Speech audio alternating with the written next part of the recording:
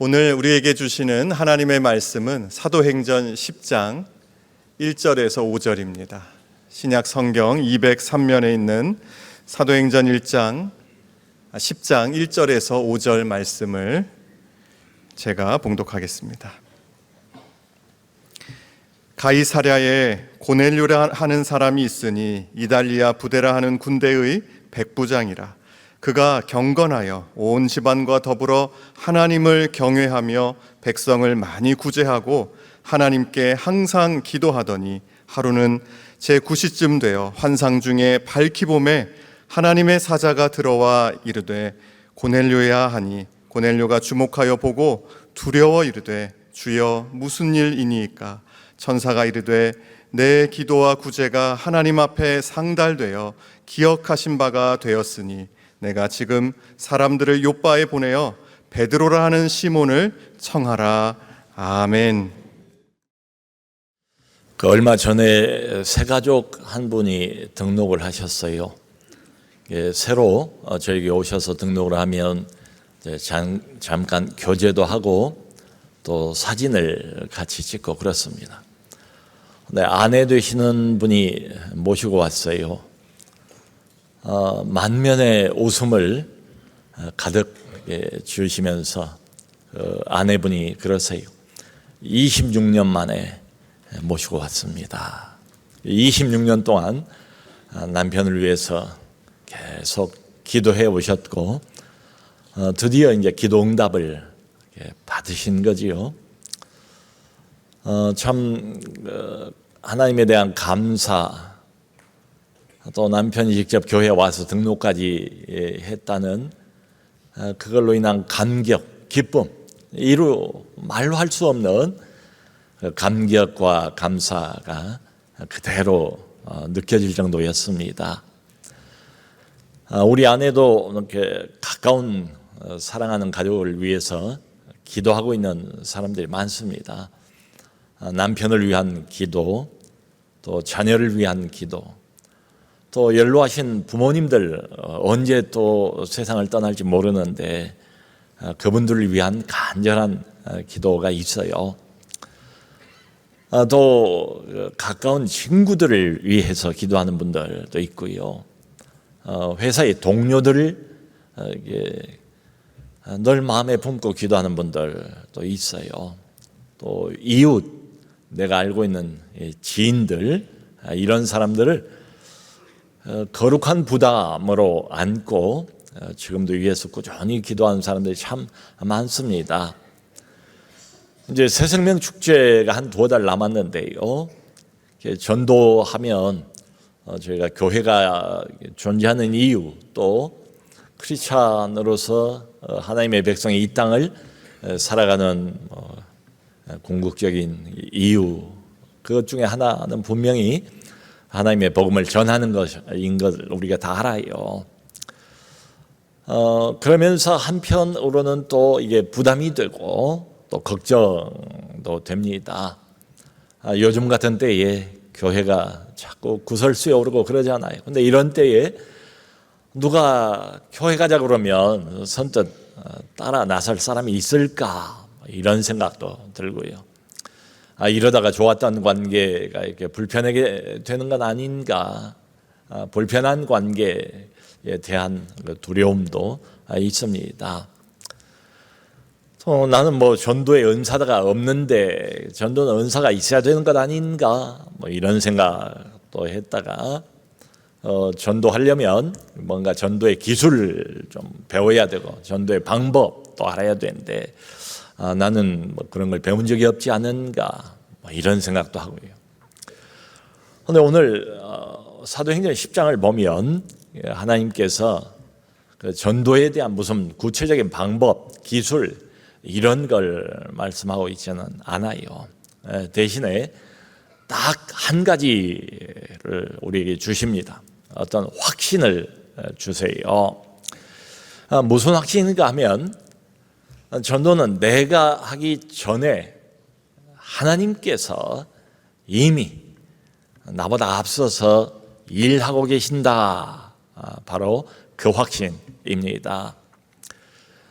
예수님께서 부활하시고 난 후에 제자들에게 그런 말씀을 하세요. 하늘로 승천하시기 전입니다. 성령이 오시면 너희가 권능을 받을 것이다. 성령이 오시면 너희가 권능을 받고 예루살렘과 온 유대와 사마리아와 땅끝까지 이르러 내 증인이 되리라. 예수님의 마치 유언과 같은 이런 말씀, 교회가, 예수님의 제자들이, 교회 공동체가 앞으로 오고 오는 세대에 걸쳐서 무슨 일을 해야 될 것인가 아주 정해 주셨어요. 예루살렘과 유대와 사마리아와 땅끝까지 이르러 나의 증인 역할을 하리라. 그런 역할을 부탁을 하셨습니다. 사도행전 2장에 보면 오순절 날 성령이 오시잖아요. 120명 제자들이 성령을 다 받아요. 그리고는 당장에 예루살렘을 그야말로 복음의 불바다로 만드는 일이 자세하게 기록이 됩니다. 한 번 설교에 3,000명, 또 제자들이 나가서 복음을 전했더니 남자만 믿는 사람이 5,000명. 그러니까 예수님 말씀처럼 예루살렘 복음 확장, 사도행전 2장에 나와요. 사도행전 8장을 보면 사마리아로 빌립 집사가 가요. 유대인들은 사마리아 사람들하고도 잘 상종을 안 해요. 피가 좀 섞이긴 했지만 마치 이방인처럼 사마리아 사람들 취급을 했습니다. 거들떠보지도 않아요. 하시한다고요. 근데 빌립 집사가 그쪽으로 가요. 가서는 복음을 전합니다. 근데 놀라운 기적들이 일어나요. 각종 병자들이 일어나고 귀신이 쫓겨가고 복음을 사마리아 사람들이 받아들이고 그 성에 큰 기쁨이 있었다. 사마리아까지도 복음이 전파가 돼요. 이제 남은 것은 땅끝입니다. 그 땅끝은 이방인을 말하는 거지요. 완전한 이방인. 그러니까 복음 전파의 어떤 전환점이라고 할 수 있어요. 그 전환점이 뭔가 하면 이방인 전도예요. 그 이방인 전도의 본격적인 최초의 대상이 누군가 하면 오늘 본문에 나와 있는 고넬료라는 사람입니다. 이 성경에 의하면 고넬료는 로마의 백부장입니다. 백부장이라는 것은 자기 밑에 자기 수하에 100명의 군사를 거느리고 있는 사람, 이런 뜻이에요. 그러니까 이 고넬료는 로마 사람입니다. 로마 군인입니다. 말하자면 로마가 이제 유대를 지배하고 있으니까 점령군의 장교예요. 점령군의 장교. 여러분, 유대인의 입장에서 볼 때는 가장 좀 꺼려지는 사람 아니겠어요? 기피하고 싶은 대상, 참 불편한 인물, 그 사람이 바로 고넬료입니다. 근데 하나님은 일부러 이 사람을 찾아가십니다. 이 사람을 선택을 하세요. 이 사람에게 복음을 전하세요. 하나님의 의도적으로 그러신 거예요. 그러니까 이게 뭘 말하겠습니까? 복음이라는 것은 어떤 민족적인 편견도 뛰어넘는 것이다. 복음은 어떤 종교적인 울타리, 종교적인 차별, 이것도 뛰어넘는 것이다. 이걸 보여주시는 거죠.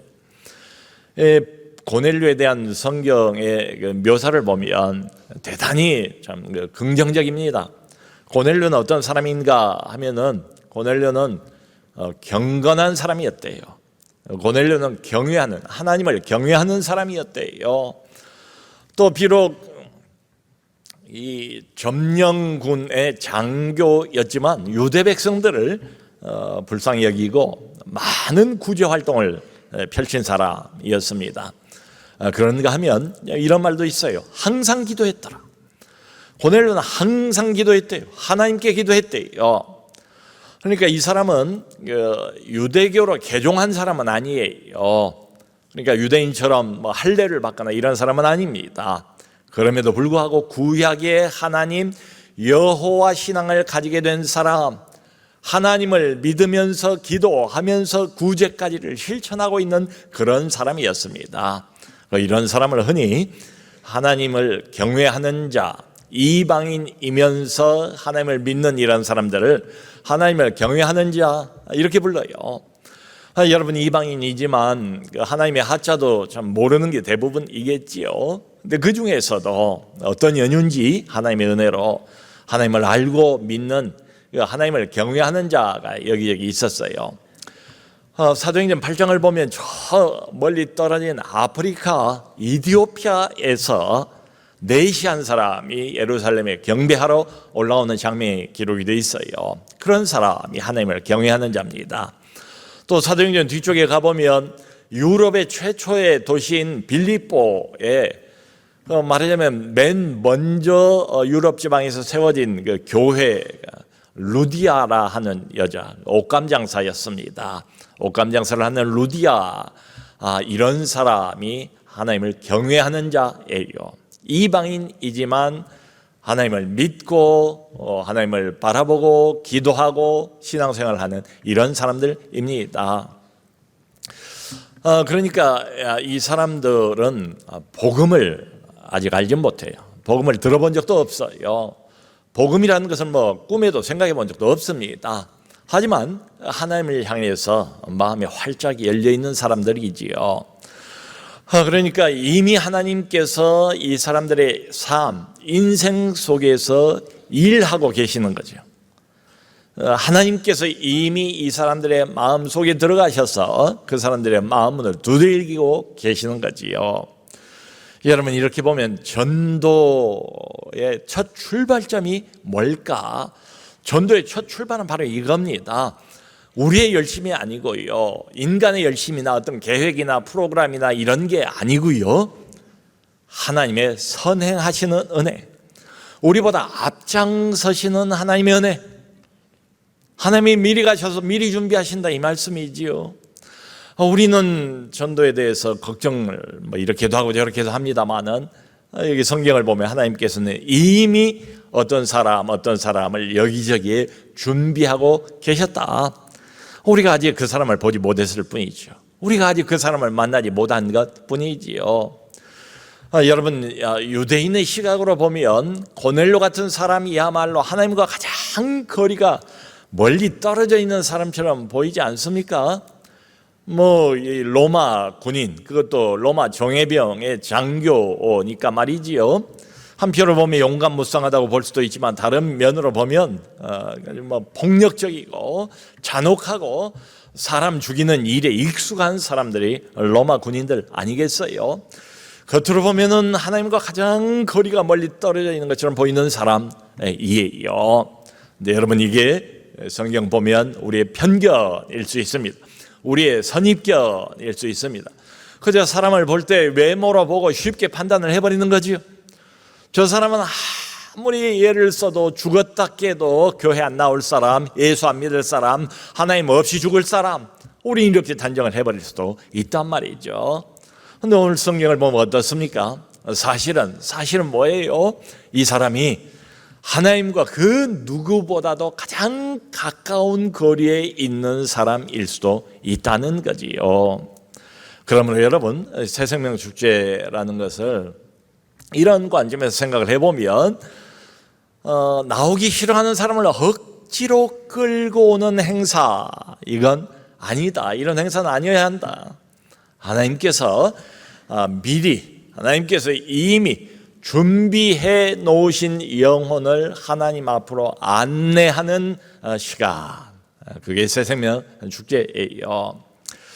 하나님은 사실 이 일을 위해서 여러 가지 수단, 방법, 계기 이런 것들을 만들어내세요. 그리고 그런 것들을 다 사용을 하세요. 어떤 사람의 그 아버지가 이제 소천을 했어요. 70 중반인데 좀 이른 나이에 소천을 했어요. 아버지를 너무 사랑했고 존경했고 또 아버지를 무척 마음으로 의지하면서 살아왔어요. 근데 이 사람은 하나님을 모르는 사람이에요. 교회를 나가본 적이 없어요. 근데 장례식을 치르면서 마음이 이제 너무 공허한 거예요. 앞으로는 누구를 의지하고 내가 살아야 되는가? 근데 평소에 알고 지내던 교회 나가고 교회 집사란 걸 알고 있어요. 이 사람이. 그 사람이 그 교회 집사가 장례식장에 찾아왔어요. 잠깐 조문을 하고 떠난 게 아니고 정말 마음을 담아서 힘으로 위로하고 그날 저녁 늦게까지 별로 말 수도 없어요. 그냥 자기 옆에서 함께 시간을 보내주었습니다. 그게 큰 마음의 감동과 위로가 됐어요. 그러면서 난생 처음으로 이런 생각이 들었습니다. 혹시 하나님이 정말 계실지도 모르겠다. 여러분, 광야 인생길을 살아가면서 대부분의 사람들이 여러 어려움들을 겪지 않습니까? 내가 감당하기 어려운 자녀의 문제, 또 갑자기 배우자가 큰 수술을 하게 된 이런 문제, 건강의 문제, 또 열심히 직장 생활하고 은퇴를 했어요. 그런데 은퇴하고 난 뒤에 밀려오는 공허감을 어찌할 수 없어서 안절부절하고 있는 어떤 사람. 그런데 우리 하나님께서는 바로 이런 것들, 인생의 위기의 순간들, 어려운 순간들, 인생의 그 갑작스러운 많은 변수들, 부담들, 이런 것들을 통해서 그 사람 마음을 열어요. 그 사람 마음을 이제 준비시키는 과정입니다. 오늘 성경을 보면 하나님께서 천사를 보내세요. 고넬료에게 먼저. 그래서 고넬료에게 지시를 하십니다. 이름을 말해요. 베드로라는 이름까지를 이야기를 해줘요. 그래서 지금 당장 욥바에 머물고 있는 베드로라는 사람을 청해서 그의 말씀을 들으라. 이게 하나님의 지시예요. 지금 고넬료는 가이사랴에 있고 욥바는 여기서 한 60km 정도, 한 150리 정도 떨어진 지역이에요.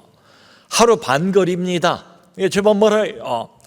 근데 하나님이 그렇게 지시를 하신 거예요. 그래서 고넬료가 즉시로 몇 사람 종들을 욥바의 베드로를 부르러 보냅니다. 근데 하나님이 거기서 그 지시를 하나요. 베드로에게는 또 따로 하나님께서 말씀을 하세요. 왜냐하면 베드로는 전형적인 유대인이거든요. 유대인들은 이방인하고 상종을 안 합니다. 더군다나 이방인하고 만나서 교제를 하고 마음을 열고 함께 식사를 하고, 이건 유대인들에게는 금기사항이에요. 그러니까 이방인들을 향한 이런 편견과 선입견에 꽉 찌들어 있는 베드로의 그 편견을 먼저 깨뜨리는 게 필요해요. 그래서 하나님께서 베드로가 기도하는데 기도 중에 환상을 보여주세요. 유명한 보자기 환상입니다. 베드로가 기도를 하는데 갑자기 하늘로부터 커다란 보자기가 밑으로 이렇게 쭉 내려오는 거예요. 그 안을 쳐다보니까 각종 짐승이 있어요. 네 발 달린 짐승도 있고 기어다니는 짐승들도 있고 날아다니는 짐승들도 있고 각종 짐승이 다 우글우글 모여 있어요. 네, 음성이 들립니다. 하나님의 음성이지요. 베드로야, 일어나 잡아먹으라. 그 소리를 듣자마자 베드로가 이렇게 대답을 합니다. 주여, 그럴 수 없나이다. 속되고 더러운 것을 내가 결코 먹지 않았습니다. 지금까지 유대인으로서 구약 율법이 금하고 있는 음식규례가 있거든요. 그 음식규례를 나는 지금까지 철저히 지킨 유대인입니다. 이것을 지금 와서 제가 먹을 수가 없습니다 라고 답변을 했어요. 그때 15절 보니까 이런 음성이 들려요. 베드로야, 하나님께서 깨끗하게 하신 것을 내가 속되다 하지 말라. 하나님께서 깨끗하게 하신 것, 이미 하나님께서 깨끗하게 하신 것을 네가 속되다 하지 말라, 더럽다 하지 말라. 똑같은 환상을 3번을 봐요, 베드로가. 그리고는 이제 보자기가 하늘로 올라가는 거예요. 그렇게 베드로가 도대체 이 보자기 환상의 의미가 뭘까 의아해하고 있을 그때 바로 바깥에서 노크, 문을 두들긴 소리가 들립니다. 욥바에서 고넬료가 보낸 종들이 도착을 한 거예요. 그러자 성령께서 베드로에게 말씀을 하세요.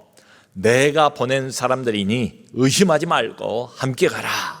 그래서 베드로가 일어나서 하나님의 인도하심 줄로 알고, 그리고 이방인 백부장 로마 장교 고넬료를 만나러 가는 거예요. 여러분, 이렇게 보면은 우리가 좀 주목할 것은 신비한 현상이긴 하지만 천사 이게 아니고 환상 이것도 아니고요. 우리가 주목해야 될 것은 다른 데 있습니다. 그게 뭘까요? 바로 하나님께서 사람과 사람을 연결시킨다. 하나님이 주권적으로 사람과 사람을 연결시킨다. 고넬료가 베드로를 어떻게 알아요? 베드로가 고넬료라는 사람을 어떻게 알겠습니까? 아무 상관도 없는 사람, 평생을 살아도 단 한 번도 만나지 못하고 서로 관심도 없이 이렇게 지낼 사람들이잖아요. 우리 하나님께서 복음 전파를 위해서 주권적으로 사람과 사람을 연결시키세요. 복음의 길을 내세요. 복음의 문을 여세요. 그걸 베드로가 했습니까? 그걸 고넬료가 했습니까? 아니죠. 하나님이 복음 전파를 위해서, 사람 생명을 건지기 위해서 사람과 사람을 연결시키고 가이사랴와 욥바를 연결시키고, 그리고 복음의 길을 내시고 복음의 문을 여셔요. 그분이 하나님이세요. 하나님이 준비하시는 겁니다. 여러분, 지금 보면 고넬료는 준비가 되어 있어요. 마음이 열려 있어요. 그런데 복음을 몰라요. 베드로는 복음은 알고 있어요. 그런데 이방인에게 갈 준비가 안 돼 있단 말이에요. 그래서 우리 하나님께서 거의 동시에 두 사람 각각에게 개입을 하십니다. 두 사람 마음을 준비시키잖아요. 마음뿐이겠습니까? 이 시간 그리고 장소까지도 우리 하나님 완벽하게 준비를 하세요. 그걸 성경이 아주 적나라하게 보여주고 있습니다. 여러분, 우리 하나님께서 이 복음 전파를 위해서 그리고 계시는 큰 그림이 있어요. 근데 그 큰 그림을 우리가 한꺼번에 볼 수가 없어요. 그러니까 우리는 도대체 어떤 사람이 언제 마음문을 열지 몰라요. 어떤 사람에게 내가 어떤 방식으로 어떻게 접근을 해야 될지 우린 잘 몰라요. 근데 하나님은 이 모든 걸 다 아세요. 각각 사정을 아세요. 전후좌우 형편을 아세요. 하나님이 이 모든 것들을 조종하세요. 그리고는 여기 성경에 보여주는 것처럼 우리가 생각하는 것보다는 훨씬 더 구체적으로 하나님께서 일하고 계세요. 그러므로 사랑하는 성도 여러분, 이 새생명 축제를 놓고 우리가 이런 생각을 좀 정리를 했으면 좋겠어요. 그저 무작정 밀어붙이기만 하는 게 능사가 아니다. 그렇다고 해서 하나님이 다 알아서 다 하시겠지 뭐. 하나님이 다 준비하신다면서 그럼 내가 손 대지 않아도 하나님이 알아서 다 하시겠네. 그리고는 아무것도 안 하고 가만히 있는 것도 그것도 성경적인 답은 아니에요. 하나님이 일하고 계시고 나보다 앞장서신다는 것을 믿고 믿음으로 순종하면서 이분을 따라갈 필요가 있어요. 그러니까 가장 우선적인 건 기도부터 하는 거지요. 하나님, 이번 새생명 축제 내가 누구에게로 가야 될지, 어떻게 접근을 해야 될지 하나님 내게 가르쳐 주세요, 보여주세요 라고 기도하는 거지요. 어떤 교회에 이제 우리처럼 새생명 축제가 있었습니다. 그게 이제 점점 다가오는 거예요. 그 교회에 나간 어떤 집사님이 자기가 살고 있는 아파트에 이제 우편함이 있잖아요. 그 우편함에다가 교회가 만든 초청장을 기도하는 마음으로 다 집어넣은 거예요. 그런데 그 즈음해서 그 아파트에 살고 있는 어떤 부부가 있는데 그 부부가 큰 다툼을 벌였어요. 부부싸움을 한 거예요. 근데 크게 이제 싸웠는가 봐요. 부부싸움 하고 난 뒤끝이니까 얼마나 서로 마음이 무겁겠어요. 그 아내 된 여성분이 무거운 마음, 상처도 받고, 그리고 앞으로 많은 남은 세월을 어떻게 살아야 되나 낙심도 되고, 참 이런 쉽지 않은 마음을 가지고 우편물들을 정리를 하다가 그 초청장을 본 거예요. 그랬더니 그 초청장에 대문짝만하게 뭐라고 써놨는가 하면 지쳐있는 영혼을 초대합니다 이렇게 써있더라는 거예요. 지쳐있는 영혼을 초대합니다. 남편하고의 이 가끔 다투는 이 다툼, 싸움, 부부싸움 한번 하고 나면 정말 몸도 마음도 영혼도 다 지쳐버리는 것 같고 저 밑바닥으로 쭉 그냥 내 인생이 그냥 떨어져 버리는 것 같은 이런 느낌을 가지고 있는데 마침 그때에 그 문구를 본 거예요. 이상하게 그 문구에 마음이 열린 거예요. 다른 데 갔으면 보지 않았을 거예요. 근데 마침 그 순간 그 문구를 보고 그 주일날 그 교회, 멀지 않은 교회니까 자기가 자기 발로 스스로 와서 난생 처음 예배에 참석을 했다는 것입니다. 여러분, 우리는 몰라요. 그 초청장 하나가 이런 역할을 할지 어떻게 알았겠어요? 근데 하나님은 아시지요.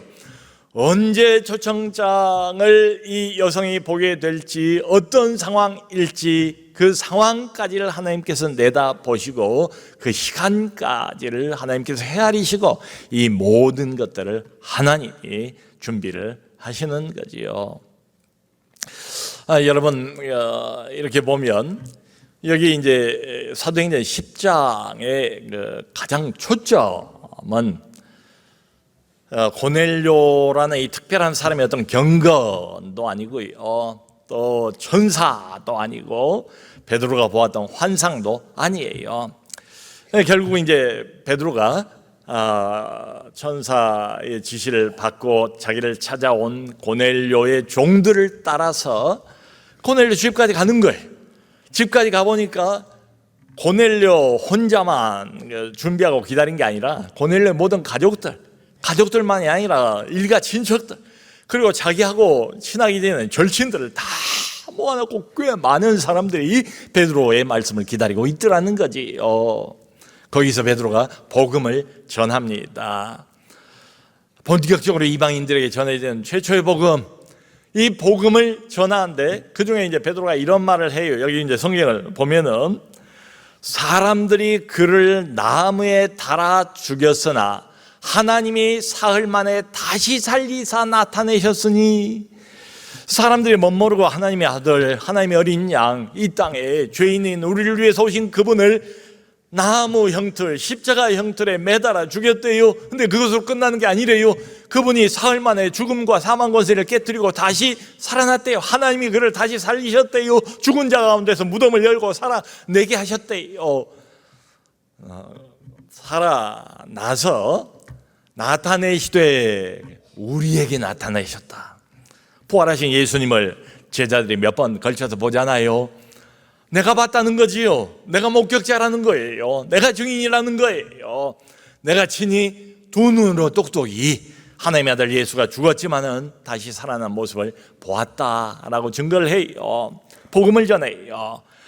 그리고는 이 복음을 여기 36절을 보면 이렇게 이제 표현을 합니다. 이 복음을 이런 식으로 이야기를 해요. 예수 그리스도로 말미암은 화평의 복음. 예수 그리스도로 말미암은 화평의 복음. 이 복음의 출발점은 하나님이세요. 하나님이 온 세상, 온 인류, 여전히 죄악 가운데 허덕이고 있는 수많은 사람들, 죄의 구렁텅이에 빠져서 이렇게 해도 저렇게 해도 죄의 감옥에서 헤어나오지를 못하는 이 죄인들을 구원하기 위해서 하나님의 아들이 직접 오셨어요. 그리고는 자신의 몸을 십자가에 희생하고 온몸에 물과 피를 다 쏟고 우리의 죄를 대신 짊어지셨습니다. 그리고는 죄를 용서하신 거예요. 그것을 베드로는 그렇게 부르지 않습니까? 예수 그리스도로 말미암는 화평의 복음. 이 화평은 사람과 사람 사이의 화평을 말하지 않습니다. 국가와 국가 사이의 화평을 말하는 것도 아닙니다. 이 화평은 바로 인간과 하나님 사이의 화평이에요. 거룩하신 하나님, 어둠이 조금도 없는 온통 빛이신 하나님, 그분 앞에 우리는 죄의 몸을 가지고 그대로 나갈 수는 없지 않습니까? 죄인이 그대로 나가면 하나님의 진노 그리고 죽음밖에 더 있을 게 없지요. 근데 하나님께서 중간에 막힌 담을 하셨대요. 하나님께서 우리와 하나님 사이에 다리를 내셨대요. 하나님께서 정하신 구원자를 우리에게 보내셨대요. 그분이 바로 예수 그리스도예요. 그러니까 베드로의 말이 정확하지요. 예수 그리스도로 말미암은 화평의 복음, 이걸 전한 겁니다. 복음을 전할 때에 이제 이 뒤에 읽어보면 놀라운 현상이 일어났어요. 그 말씀을 듣는 그 순간 하늘문이 열리고 이 사람들 이방인들인데 성령이 내려오시고 방언을 하는 거예요. 자기들이 얼마 전에 오순절날 받았던 방언과 똑같은 그 방언 현상을 베드로가 자기 눈으로 목격을 하는 거예요. 유대인들은 감히 생각을 못했지요. 이방인들도 하나님의 은혜를 받는 대상이다. 거기서 그치는 것이 아니라 이방인들도 우리가 받았던 하늘의 은사를 똑같이 받는다는 것을 자기 눈으로 목격을 합니다. 그리고 나중에 예루살렘 총회 때에 유대 형제들 앞에서 이 광경을 베드로가 그대로 증언하는 장면도 나중에 나와요. 여러분, 이 모든 것들은 바로 하나님이 하신 일들이지요.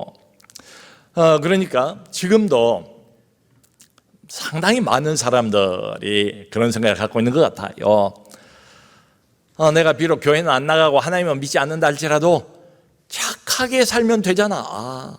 얼마나 세상이 악한데, 얼마나 나쁜 짓 하는 사람들이 많은데, 근데 건강한 사회인으로 남들을 그래도 좀 도우려고 하면서 내가 착하게 살면 되지라고 생각하는 사람들이 많아요. 여러분, 여기 성경을 보면 고넬료는 어떤 사람입니까? 대단히 착한 사람이죠. 대단히 선한 사람 아닙니까? 근데 그런 고넬료에게도 분명히 필요한 것은 바로 복음이었습니다.